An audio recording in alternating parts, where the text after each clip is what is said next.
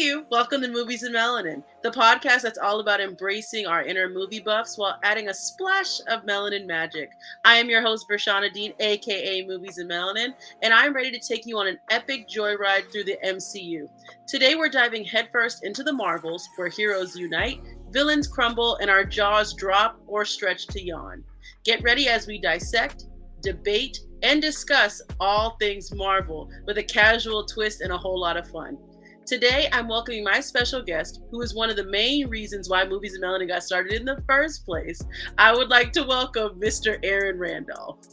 You are much too kind. I'm glad to be here, Vershana, and thank you for allowing me to be a guest on your wonderful show / franchise you got going on here. Heck of an intro. Yeah, thank you. Yeah. Well, we might as well get started. No reason to lollygag. So, what were your thoughts when all the trailers and posters and everything came out? But before you say that, I'm gonna let you think about it. Just want to kind of give y'all a kind of quick synopsis. Nia DaCosta was the director of this film, starring Brie Larson, Tiana Paris, and Iman Vellani, kind of combining multiple stories. So things that you would need to watch beforehand would be Captain Marvel. I would watch WandaVision, Miss Marvel on Disney Plus in order to get ready for the Marvels if you have not seen it. But Aaron, what were your thoughts coming in when the trailers dropped? I remember when the first trailer dropped, and I'm not gonna lie, I was very intrigued. I thought they marketed at least the first trailer quite well, introducing us to the concept of their body swapping using their powers at the same time. I thought that was a cool conceit, and I thought it could be a lot of fun and offer a lot of cool, unique ways of getting the characters accustomed to team working together in the movie, and I was excited to what they would do with it. Getting closer to the movie, I try to avoid trailers beyond the first one because I like going in fresh without too much knowledge on the movie. So I would mainly see posters, and I'm not gonna lie, I got a little bit worried closer to the actual reveal of the actual movie, because I wasn't thinking that the marketing was that strong or really knew what it was trying to market. You get stuff like the poster with all the cats flying around. It's just like, who is this for? And then you get on the flip side that final trailer where it has Tony and Captain America and the in-game Infinity War sort of balancing of tones that are entirely different than the tones in previous trailers. And so I was just really kind of concerned. And then I saw a review and a few other reviews that had me even more concerned about what am I stepping into with this movie. I agree with you. I think this is one of the films that kind of got, I don't want to say discouraged, but it was definitely affected by the SAG-AFTRA strike. I think that limited its marketing considerably, because I know we're all kind of used to like Brie Larson or Tiana Paris maybe going on the Jimmy Fallon show or getting a reel or two, but with the SAG strike, not getting a lot of marketing or promo at all was different for a Marvel project. And I think it's interesting that it still did pretty well not to have a whole lot of marketing, like movies like Endgame, Thor Ragnarok and stuff had giant marketing budgets, but because of the strike, it didn't really have much to go off of in comparison. So for it to do as many trailers as it did, as much promoing as it did, it wasn't a bad promo run, given the circumstances. Given the circumstances, I would agree. Given the circumstances. That was a good point, bringing up the SAG-AFTRA strike and everything that sort of snowballed effect after that. That's a good way of actually thinking about it and taking what was presented to us beforehand. You didn't have a lot of the actors or the creators behind it sort of really giving their takes or even just impressions of the film. All you had to go off of was the premise and then whatever the people who put together the trailers would give out to us. Exactly. So speaking of trailers, of course, a lot of us probably saw them once we went to the cinema in general. So when you finally went to go see the Marvels, what was your feelings walking right out of it?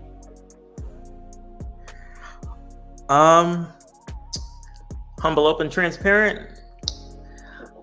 I was disappointed.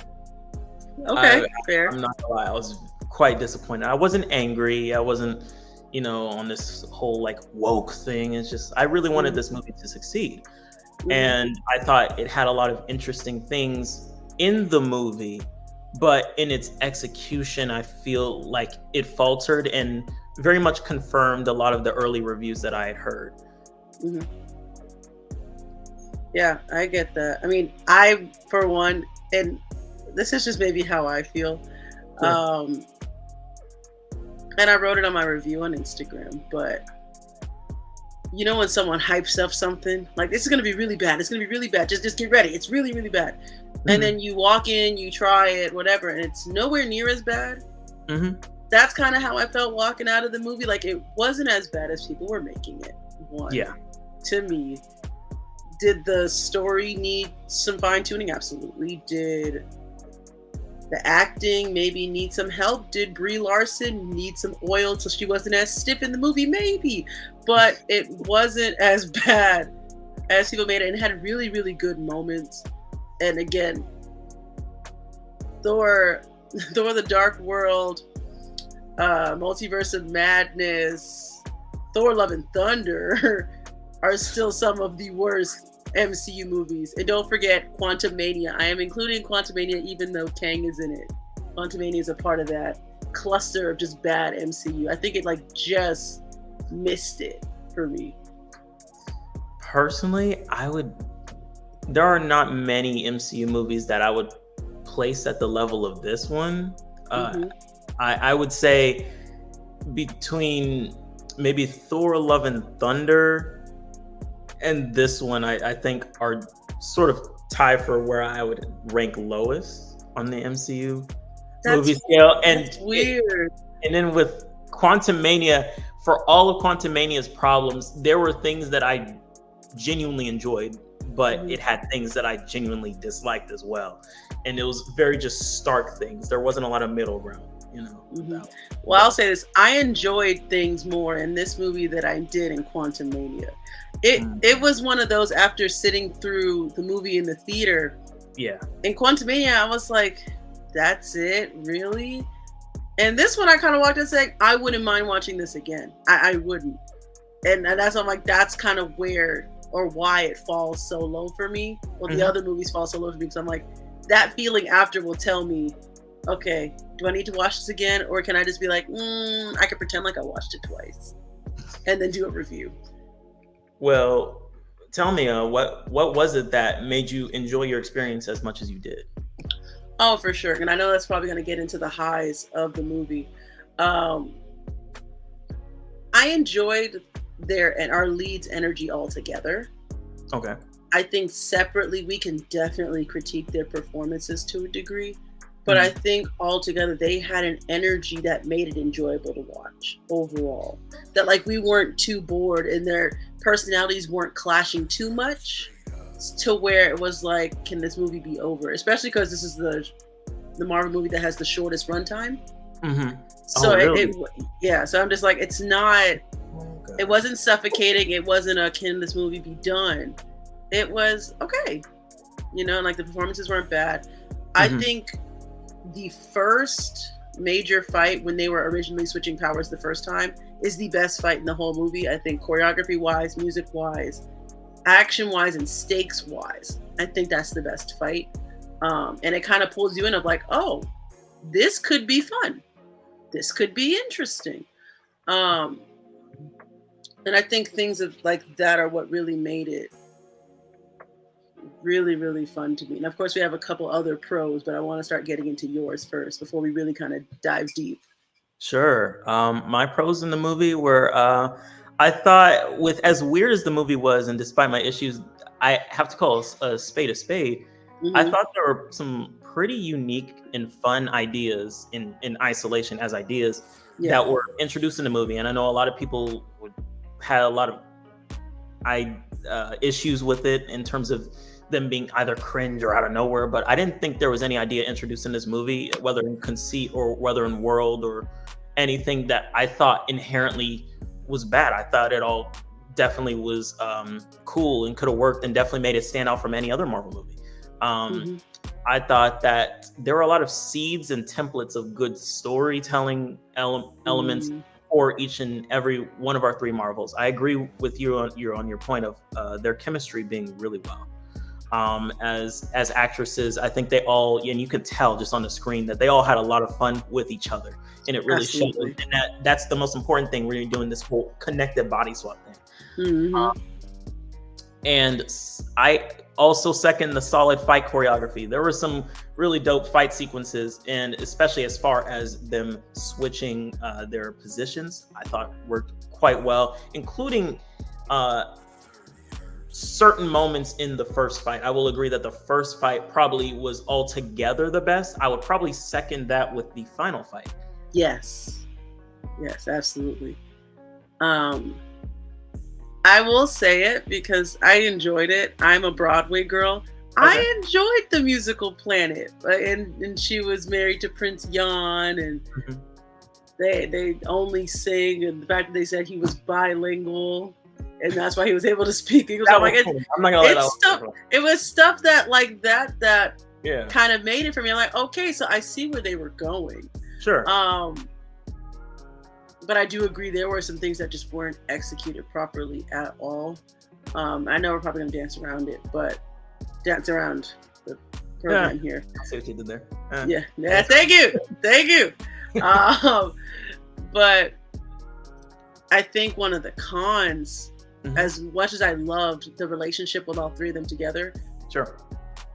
I don't like how they, I guess, solved their relationship issues in this movie. I think one big thing, since they were hyping up Rambeau having an issue with Captain Marvel since WandaVision, it's been this whole big thing like, oh, I don't talk about her. I don't talk about her. Oh, I don't talk about my Aunt Carol, And I thought it was going to be this kind of big reason that like she came and left while her mom was doing chemo or Right. something like that to actually cause pain there. But it's because when she was 12, she said, I'll be back as soon before you know it.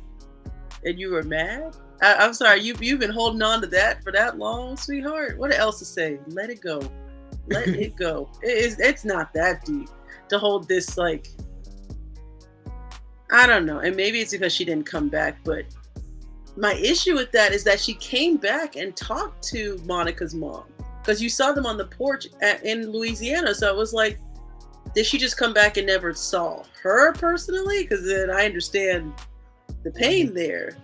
But it did look like she came back.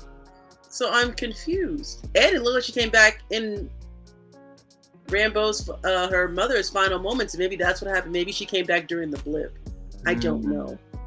I don't know. So I don't understand. I don't like the fact that they kind of dismissed that whole beef with a single conversation and a hug. Yep. Realistically, and I'm like, you can't lead up to something being so dramatic for 2 projects at this point for it just to be diffused by a hug and a mind reading, I guess, headpiece. Right. I would say, but I don't know. That's just me on that. As far as characters go, I did have a big issue. As much as I like their chemistry as actresses, the characterizations of these characters and their character reveal moments and their character arcs, I felt struggled very much in this movie. It's just with Captain Marvel, I felt like there were some weird character choices and almost character assassinations in this movie for the sake of humor. I felt one of them being, I know we haven't talked about it, but Nick Fury. I don't think I've really enjoyed, and it didn't hit me until I walked out of the movie. I don't think I really enjoyed a Nick Fury appearance thoroughly since Far From Home. I feel like ever since he showed up after that movie, every single time, I think I've liked his character inclusion less and less and less, and this movie just really hit a new low because he offered nothing more than just comedic relief, and it really wasn't, for me subjectively, all that funny or really Mhm. contingent into the plot or any of the relationships with any of the Marvels, so to speak. As for Captain Marvel herself, they had this whole subplot, and this is where I agree with you on the how they solved a lot of these arcs and how they resolved a lot of the tension between the girls. Mhm. Um, this whole Annihilator thing, her being closed off emotionally. Again, nice seeds, nice template for a story. Mhm. Not a great execution because none of that was prevalent in the plot or evident beforehand in her Correct. actions or how she was dealing with things. There was no rash or harsh or violent action or even reserve. You know, if we had seen a reserve Captain Marvel, someone who could charge up a sun, who had the potential to charge up a sun, yet she's Mhm. doing the bare minimum while Kamala's trying to go all out. Which brings me to her character, which is um, they they kept playing her in the same way. I don't have an issue with the actress. I think the actress is perfect in the role. I like the Mhm. character. I just felt like in this movie they didn't give her much. I felt like she played comedic relief and she was the heart of the film, a lot of the energy of the film, easily a highlight and a joy, but they kept giving her the same joke. She would either be screaming and freaked out or she'd be fangirling over Captain Marvel. And that was the majority, if not most, of her dialogue and interactions with all of them. And I really was yearning for them to take her deeper than that because the issue with that is that in itself is not bad. Mhm. Because in Civil War, we got the same thing with Spider-Man, Mhm. except in that one, it was in a short burst, and the focus of the movie was not him. He played a strictly cameo role. In this, Yep. he's a staple, one of the main three in the film, and y'all Mhm. keep her there rather than asking the question of, okay, so she is, being our comedic relief. She is the new kid on the block. So how do you expand from new kid on the block? Um, On the black. on the black, maybe some melon, hello. Uh, but No. she Yeah. is the new kid. So how do you expand from that? So I'd imagine someone who's trying to impress somebody else would be Mhm. very closed off to their own authenticity. She's maybe feeling insecure or not, or like she has to live up to a lot. So she's not being her authentic self. She's overperforming, overcompensating, trying to be perfect. Leaning into more of those tropes and giving her more interesting places to go throughout the film would have been great. And for her to feel the pressure of trying to be in league with these other two women when she's what they need to not only be together as a group, but to relieve a lot of the tension that was between Monica and Captain Marvel already there to begin with. And I'm then, I was like, can I comment something really quick? Because I know you brought up Civil War, and I agree with you. She was the Spider-Man in this movie. mhm, But I think what's interesting about Civil War specifically, the relationship that mimics the trio that's in the Marvels yeah, is Bucky, Captain America, and Iron Man. And I really, feel like if they would have kind of mimicked what that relationship was like in Civil War, yeah, I think it might have been more successful. how Because come? yes, it became a full ensemble piece. Of course, Cap versus Iron Man, whatever. Sure, But near the end, of course, it truly just became Cap and Bucky versus Iron Man. So that's kind mhm, of how they were able to balance the personalities. And I'm not saying it had to turn into a versus against Monica Rambeau, but I do think if they would have tried to balance it like that, because again, you have Miss Marvel and Captain Marvel already, both mhm, sharing the same name, one a super fan of the other. It's very easy to connect them to each other. yeah, So the outlier is Monica Rambeau, and it doesn't help that these two are also wearing very colorful costumes, and her colors are black and white. yeah, So it's like it's very easy to put them together. So if they mhm, would have kind of fixed that dynamics, of course, you clearly see that Captain Marvel and Monica Rambeau don't have a relationship with one another as adults. They don't. they don't, yeah, And I think if they would have leaned more on that fight to then an actual resolution mhm, instead of, oh, I'm this quirky kid. Hey, be friends because I said so. Okay. I think it would have played off a lot better. yeah, And I think they may have tried when they were fighting just the two of them versus the villain. mhm, I think they tried to say like, "Oh, look at them, they're bonding. Look, bonding." And I'm like, but that's not enough. it's not. That's nowhere near enough. What was needed to fix what actually happened. Um, but I also want to comment on your Nick Fury comment because I agree with you. He was the comic relief. I really hate that that's what happened to him, and I agree that after Far From Home he kind of declined. Like even in Endgame, he really wasn't even an Endgame like that, which is one of my critiques for that movie because it's like it's Nick Fury. This is the thing we've been waiting for. Why is he not there? But of course, technically, because at that point wasn't he Talos? At that point.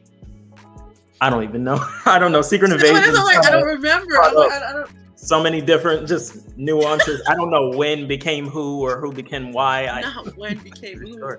No, I agree. It's just like I don't know. Nick Fury. I will honestly say the last notable Nick Fury reference outside of Far From Home to me was Avengers. Like which one? The first one. What? Not even what was it? Age of Ultron or anything like that? I think Winter Soldier. I think the purity of his character was in his prime in Avengers. And like you slowly start to see it chip away. Like when I say slowly, I'm not saying we're knocking off 10%. I say we're knocking off 2% at a time. And each one of his appearances to kind of get to where we're at now, where it's like he's just Grandpa Marvel, you know? True. And it's a shame. But I will say, as much as he was comic relief, the funniest line he delivered was when Kamala's brother was praying. And he was like, "Are you praying? Don't stop. Amen." I mean, I think that was the funniest I kid you not, Chad and I were rolling on the floor laughing. Like Chad fell out his chair. I thought it was hilarious and number one, unexpected. Yeah. But that scene kind of brings up a point. What did you think of the Flurkin storyline? Because I wasn't a fan. I didn't think it was needed at all. It wasn't. It was an idea that maybe if they worked really hard at it, could have maybe somehow fitted into the plot of the movie, but I don't think it really went anywhere other than the joke of just cats eating people. Right. And it just brought into the question again, who is this movie for? Because what was that about?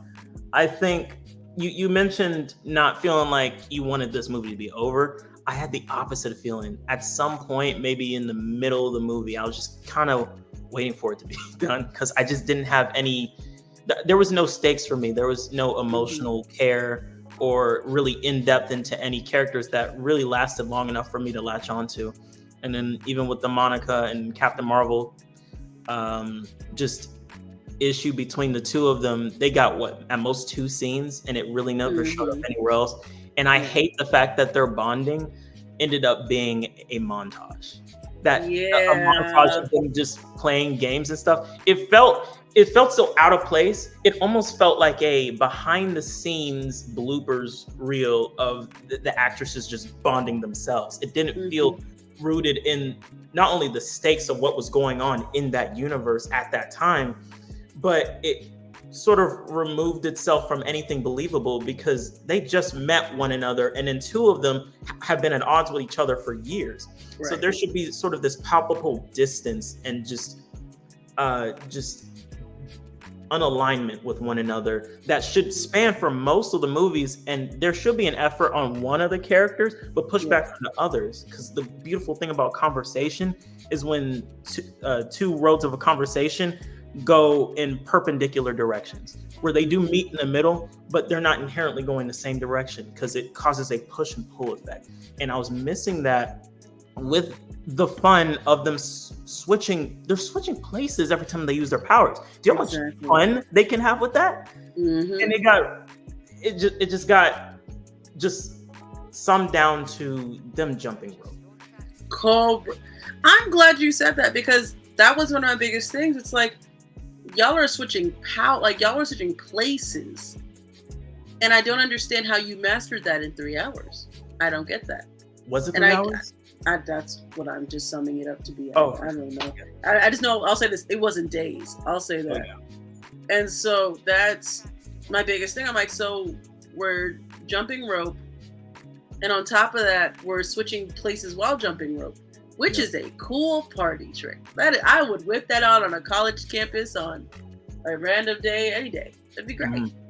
But that's not tactical practice, you know. And I know the juggling thing was cool, but it was like, how is any of this actually tactical? And you saw them still mess up when they got to the water musical planet, and Mhm. it's just like, even still, how are y'all mastering? 'Cause I think the best scene that showed them still failing at it is when they were on the Skrull planet, which gets to another Mm. point, which I'll get back to in a second. Oh, okay. But it's just, I wish they would have had more of that instead of it kind of being perfect at the end. Mhm. I wish they would have still had some mess ups, that they still would have had some misfires, because sure. there's no way Kamala, who's just learning her powers, caught on to everything like that quick. Exactly. You know? And Monica just got hers, and she does not know the entire scope of her powers. You know, so it's kind Mhm. of, it's kind of hard to relate with that part. On the Skrulls front, I think the worst thing this movie did that I don't think I'll ever forgive Oh, is wow. that they made the Skrulls homeless again. I'm so mad. I don't understand why they made them homeless again. Like, to my knowledge, the Skrulls are supposed to be this species that goes crazy, really strong, really powerful. Mhm. It goes crazy. But all I've seen from the MCU is that they're still strong, but they're always homeless. That's true. With all the main plots and just large villains and the scope of our main characters, there's been little time for delving into too much of the world building of Hmm. the MCU. And I feel the most underdeveloped things are definitely the scrolls.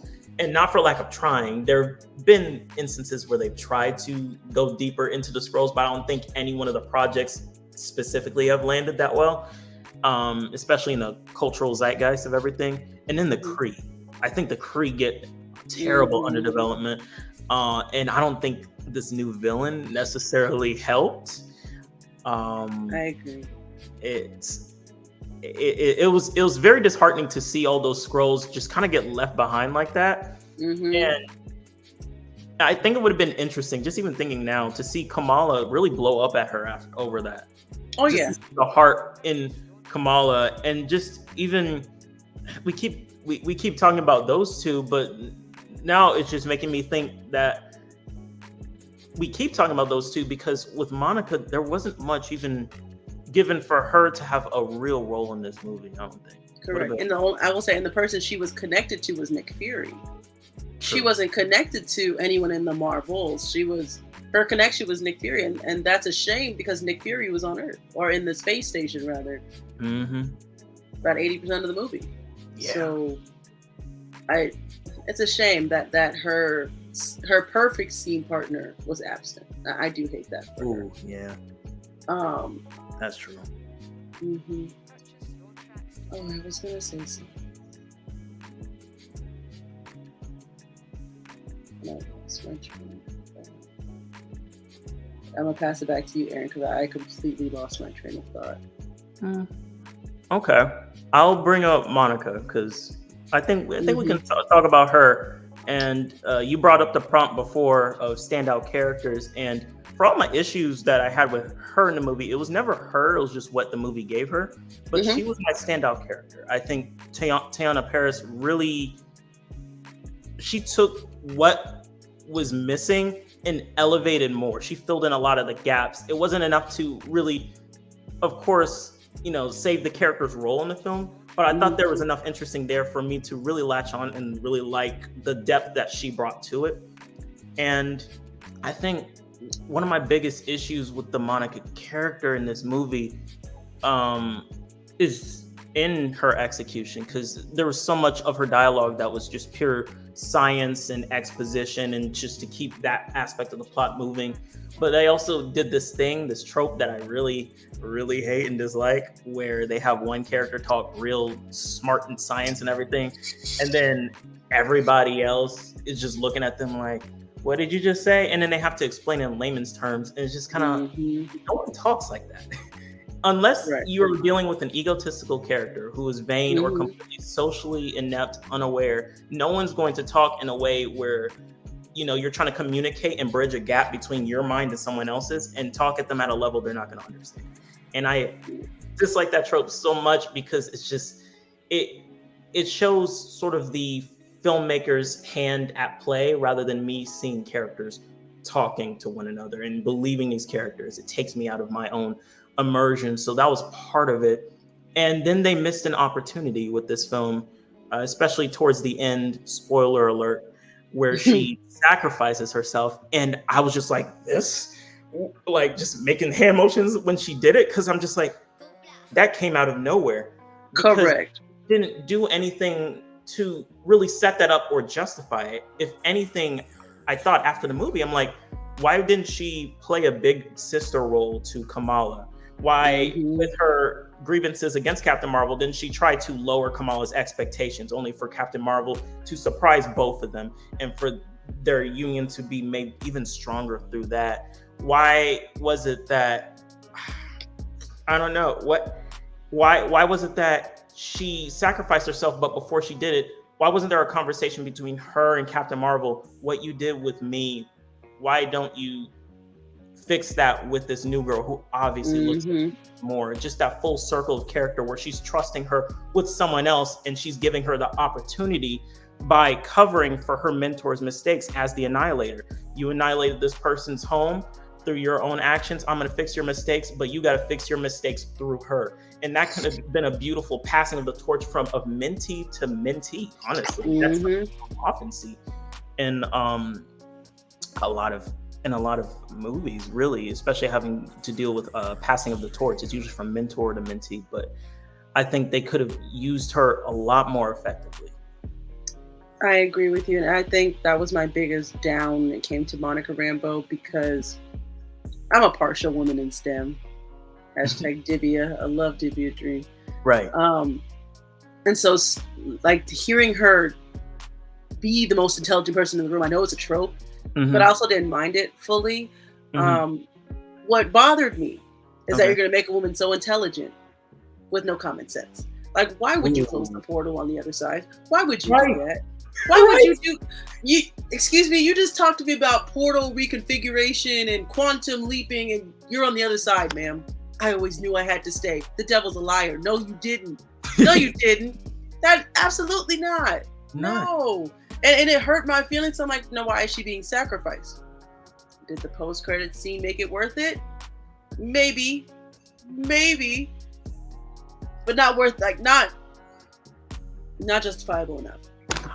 And so the other thing that just didn't make a lot of sense to me was the villain overall. It's funny only because Across the Spider-Verse came out this year. Right. They did something very similar where they tried to make our hero the villain in someone else's story, right? True.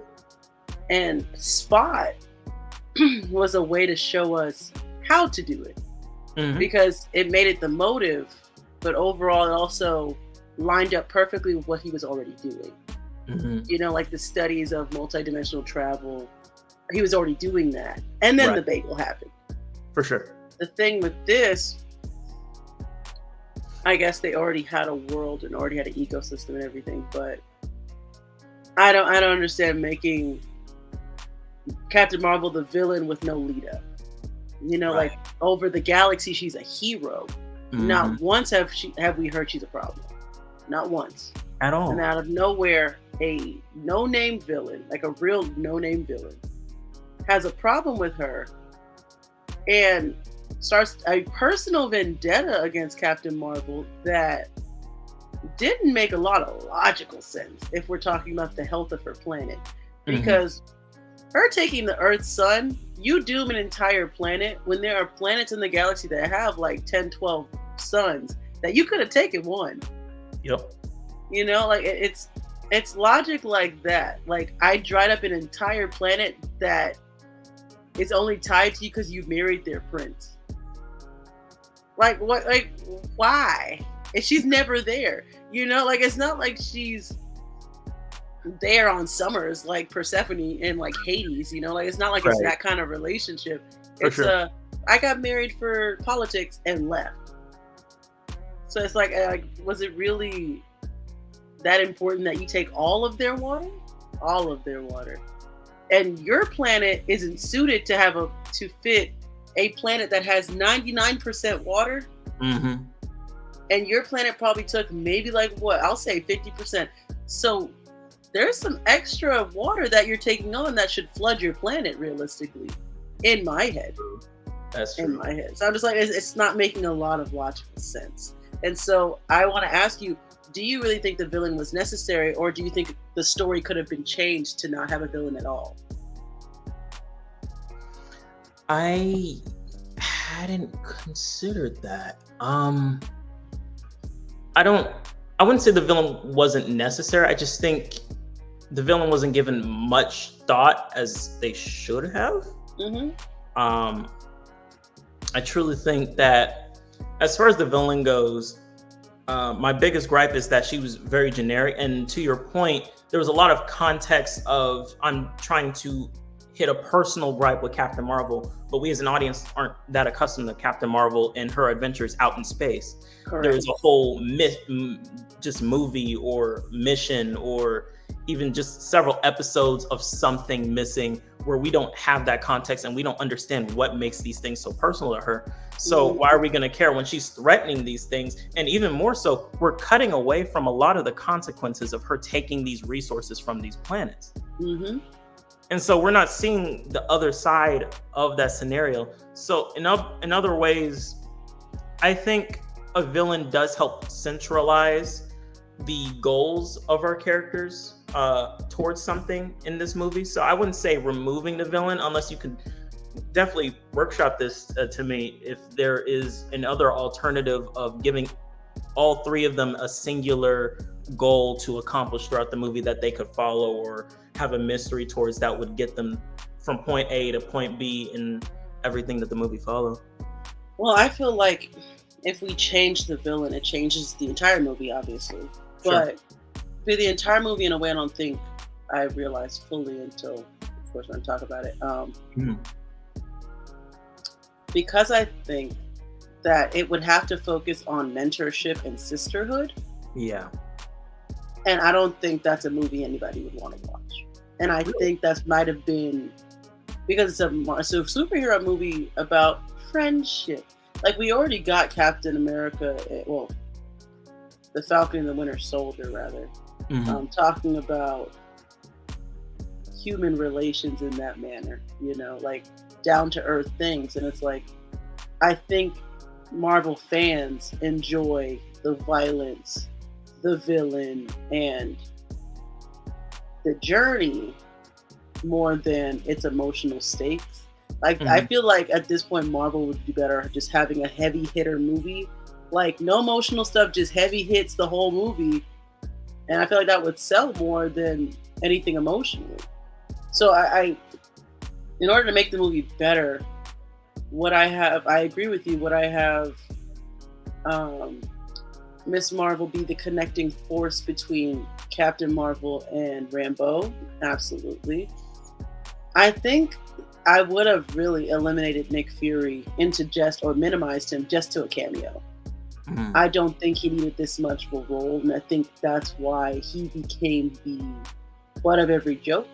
Because Yeah. when you take such a great character, when you take such a great ingredient and you have to spread it, you Hmm. have to spread it thin, it never tastes as good. Hmm. So it's just like you took a great character, great actor, and spread him or spread his length of screen time too thin, Mm. which is why we got a subpar performance. Right. Um, but overall, I don't know what else Marvel could have done that would have sold in the the SAG strike era, Hmm. and also push the MCU forward without a villain. See, I somewhat disagree that emotion should not be the main focus of it, because a lot of people I talk to still hail Infinity War as the best Marvel movie. And a lot of what people resonate with in that movie, especially by the end, is the gut punch of hope is lost. It's a huge emotional thing that doesn't end in an emotion in a violent blowout or defeating the villain or anything. it's hefty, full of emotion and loss. And then you pick up in the next movie on that. And then you reverse that curse with success. And those two are still Marvel's biggest movies. And people compare it to death. So I do think that on the flip end, if they were to remove the emotion from it and just give us just superhero stuff, I think that's what you get with this particular movie. I think it could have used more emotion. I think it could use more focus. I think with my biggest takeaway from this movie, really just coming out of it, truly was I've never watched a movie where I felt there was no cohesive vision of what it wanted to be. And I've seen multiple movies where, they'll either succeed and be like, hey, we have a cohesive vision. Everything runs through the thorough line of this, Black Panther 2 being an example of that for me. And then I've seen movies that don't know exactly what it wants to be, but it's sort of combining two different visions or more. But this is the first movie I've seen where so many things are happening, these events, unrelated events, and just emotional arcs that are happening that don't seem to be connected towards any sort of center point or vision for the emotional arc or maturity of these characters. And then you'll have little bits and seeds of it, but none of them are given enough time to breathe or really truly interact with one another. So that's partially why I just kind of was sitting there emotionless and just waiting for the movie to end, because I was just watching things happen on the screen. And as exciting as some of them could really be, and as fun as some interactions could be, and as great as the actors' chemistry was, I'm sitting there for almost 2 hours, not really sure where something is going. Yeah. I get you. Okay, that's fair. And I do think that the villain, in terms of figuring out what you could have done with this movie, if the villain was more of a background element, maybe less so of a focus on her, since she doesn't have much development, and really honed in on the three Marvels and just use the villain as sort of a means to an end, or maybe a catastrophe for the Kree, using that as sort of a switch of genre, maybe something along mystery or man versus nature or something of that element. Because one thing I thought this movie did that I thought they were going to connect back was they brought up this analogy in the ship where they were talking about, okay, she's punching holes in the universe, and if you punch a bunch of individual holes in different aspects of this entire entity, the whole thing is going to collapse. And I thought they were going to somehow thematically juxtapose that with the Marvels themselves, the holes within themselves that they refuse to reveal to one another, which is causing this whole body swap thing. I thought they would juxtapose that to the actual plot outside of themselves, and watching both of those come together with helping each solve the other. And that was just missing. No, I get you. I also kind of want to poke your brain, because I've said this to somebody and they were like, you're kind of crazy. And I'm like, no, I think it's time. I think it's time for Brie Larson to be recast. I think it's time for Captain Marvel to get recast. And I have a couple contenders of what I think the Captain Marvel role should have. Okay. And maybe it's just me, like the type I'm looking for. Okay. I am looking for a strong feminine version of Captain America while having the strength and vigor of Thor, and while having the leadership capacities and leadership, I guess, mindset of, I will say, Tony Stark. I know Tony Stark is like a solo guy, but when it comes to putting people together, he'll do so because he'll overthink it. Sure. And that's kind of where my mind process goes. And I think there are two actresses in specific, or in particular, that could do that. Yeah. One, I think, might be the perfect person. It's just trying to navigate getting her back into a Disney project, I think. Okay. One would be Gina Carano and you know her from Mandalorian. She was Cara Dune. Why did my mind immediately go to her when you started talking about recasting? Yeah. Right? Because she has the body type. I think that would look beautiful. She has the presence on screen that I think is very similar to what I think Brie Larson wants to do, but I Mhm. don't think Brie Larson has the grit to do so. I, for myself, I do see your point, and I do agree that to exhibit those kind of characteristics, maybe a recast is due, because I think Brie just happens to exhibit different types of characteristics, or her delivery is for particular types of characters that are written, not necessarily Hmm. for every single one. So for that version, I can see a Gina Carano type. For Brie Larson, though, for me to feel like she needs to be recast, I feel like I need to see a genuine attempt at giving her something great and her not executing it properly. Personally, for me, I don't really have an issue with her as Captain Marvel. I just think they just need sort of what Thor had, sort of like a redirection of what the character means. In Hmm. Ragnarok, it was a complete wake up that, yeah, this character can work. It just needed a particular vision of how do we make this character resonate with audiences given the characteristics and the actor that we have. And I don't think she's gotten that yet. And unfortunately, this movie, as cool as the idea was, I think this could have been the third movie, the trilogy, and then the second one needed to focus on really owning in on what makes Captain Marvel Captain Marvel. Hmm. So I as far hear as that, you, yeah. but after 3 projects, I would think you'd know your character by now. You know what I Three mean? Like projects. Endgame, Captain Marvel, and the Marvels. And I say that because Mhm. Endgame was her first attempt. She hadn't Okay. filmed Captain Marvel yet. She filmed Mhm. Endgame first. So I'm just like, that was her first attempt blindly at the character. I'll give it to her. Okay. Fine. Now we have this. We have Captain Marvel, which didn't do well. I don't think Captain Marvel the movie was bad. I don't. I actually kind of liked it. I didn't hate Sure. it. Um, but this one, because it's an ensemble piece, Mhm. you have to stand out in some way.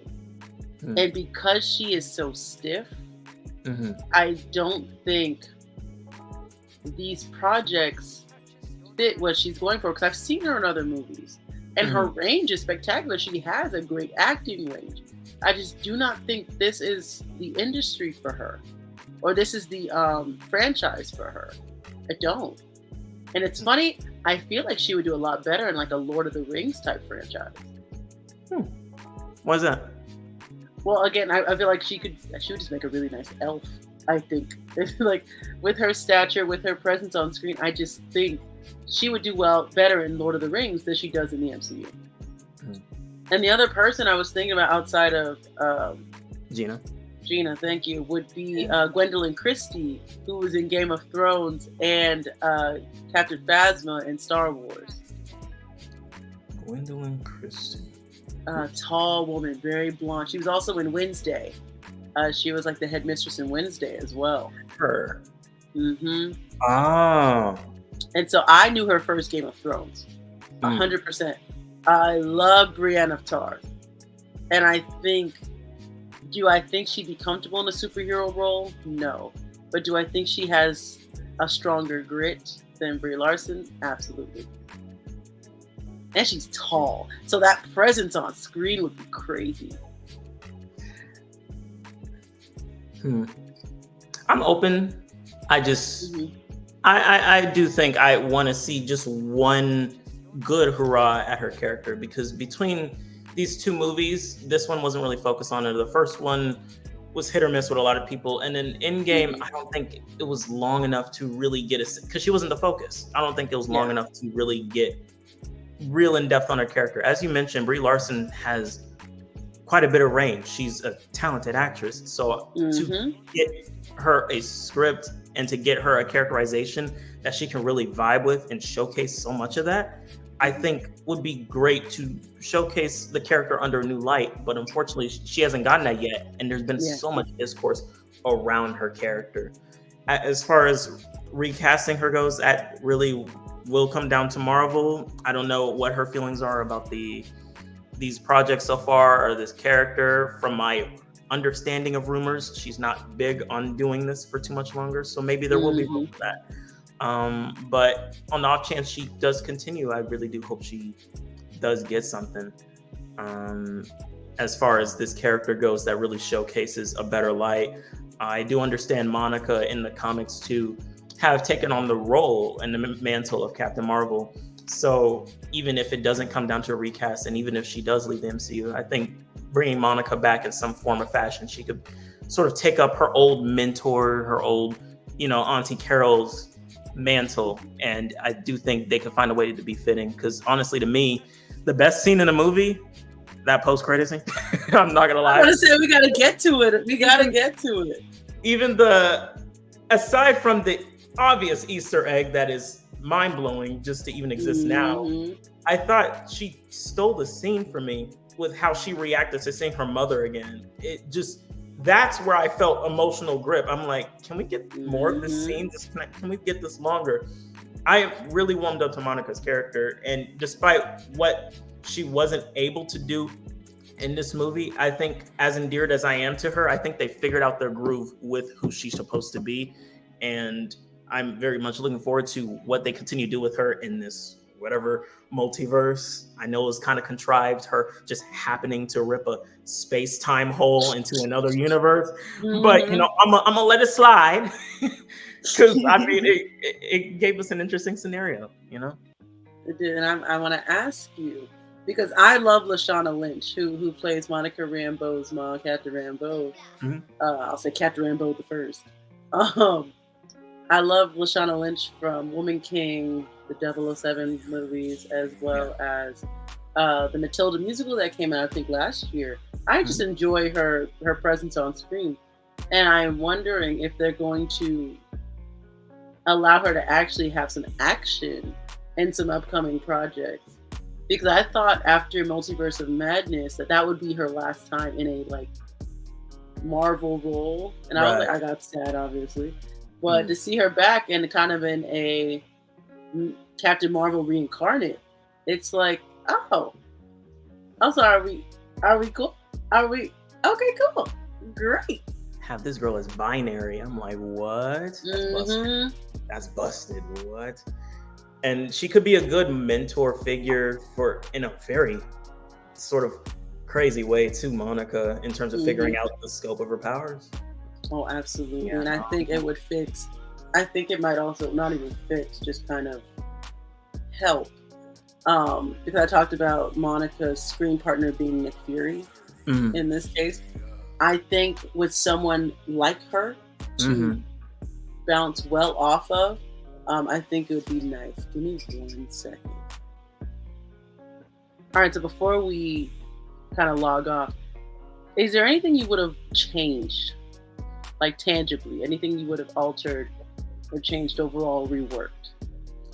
For sure. I do agree with the fact that this movie was a lot of fun, and it did have fun elements and ideas, but I do think they could use more of a visual cohesion.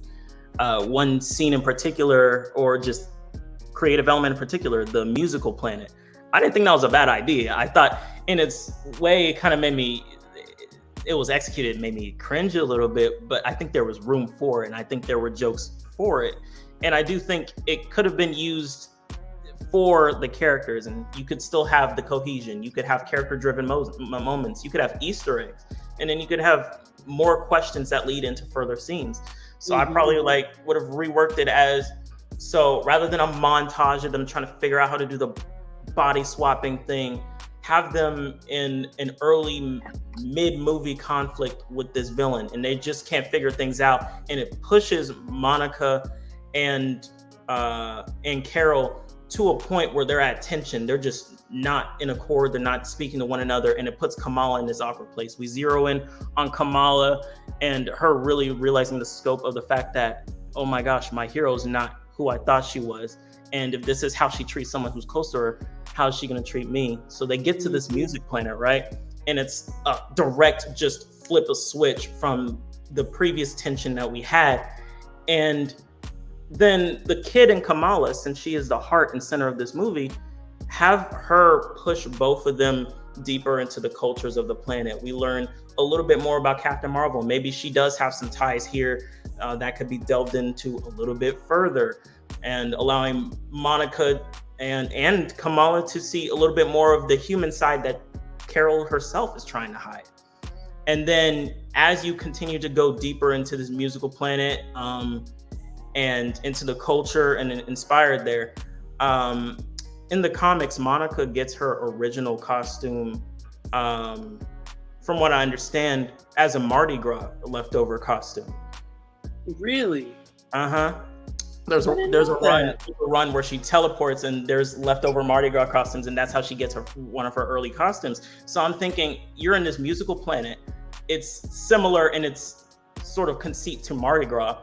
Have them, as they open up, because this planet is musical, they can't stay mad at each other forever, have a tension breaker scene before we jump back into the heavy tension, where Kamala's pushing them to really enjoy themselves. They then have a scene where they're allowed to open up, and they joke about Carol's human side, and maybe she wants to lean into the fact that I know y'all see this side of me, but I'm feeling something else. I'm feeling like I am the Annihilator, but you don't reveal that just yet. Then you have a moment where both Kamala and Carol help Monica use the resources of the planet to create her costume, and nods to her comic book origin. And that could be a way of really helping all three of them bond, by helping them create the identity and help sort of figure out who Monica is in the relationship with both of them, since she is both of their mediators. Mm-hmm.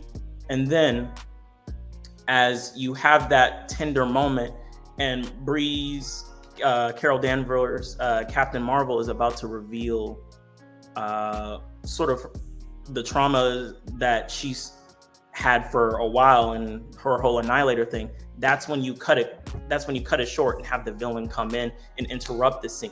So you leave the scene with a little bit of intrigue. You have your Easter eggs. You have your character-driven motives, pushing the characters deeper into the fun conceit of the world. You even have the fight itself.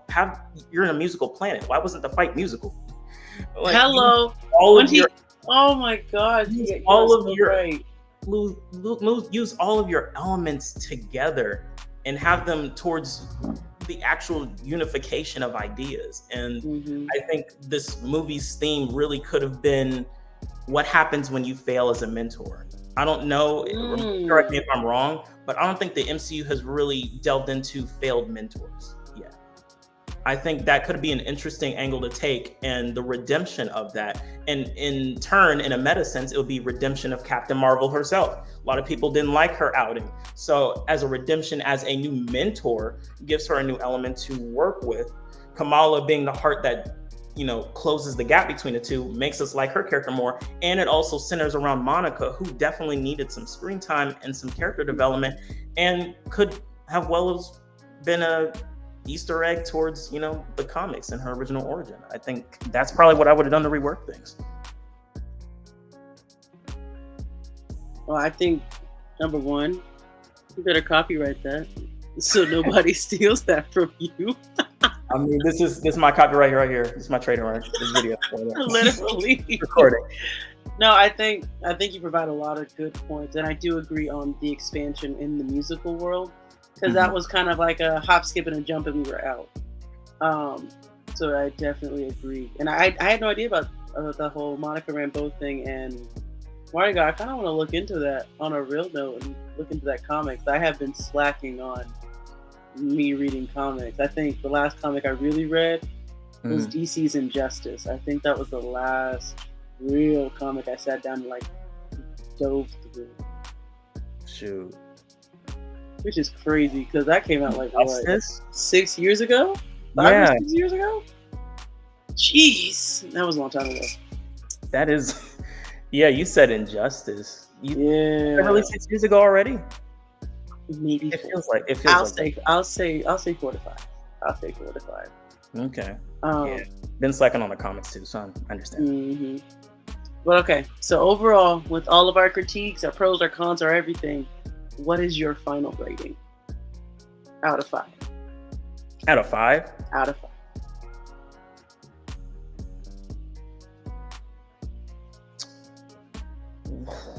1.5.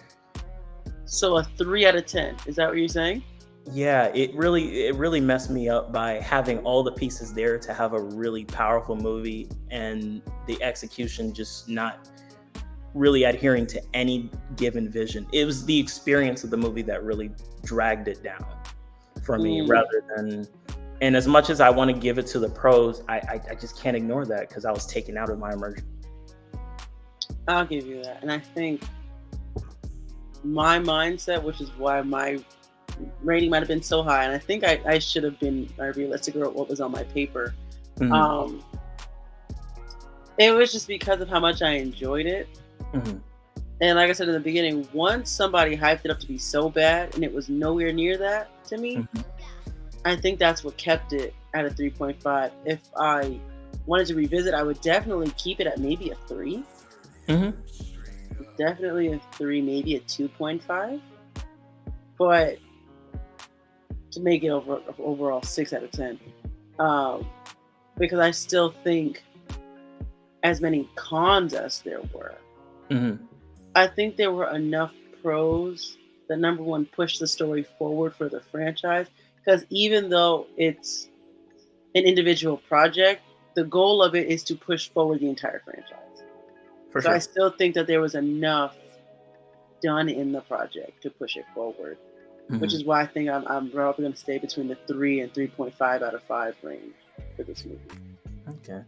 And I will say I am probably being a little bit more unforgiving than I usually am, but I was really rooting for this movie, and I guess it from my own experience, I think what made a difference from yours is I heard people say it was not great, but Hmm. rather than it being better than what I initially went in expectation wise, it sort of confirmed my expectation wise. Mm, Um, that's good. and it just really frustrated me because there's nothing worse than it's one thing if something's just bad, but Hmm. this wasn't bad per se in just in its existence. I think it needed a lot of workshopping to get what already was in there.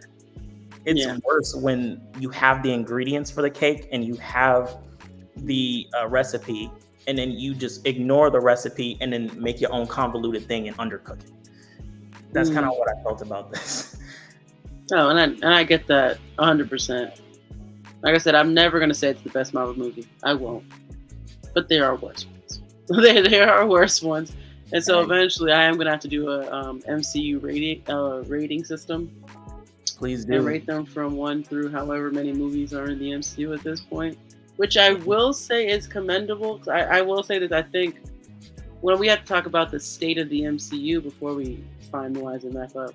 Mhm. Um, this is a franchise of movies that has little franchises in it, and overall equate to over, I have to say, 20 something films. What franchise do we really know that has over 20 films and is still standing? Marvel it's its own entity. Yeah.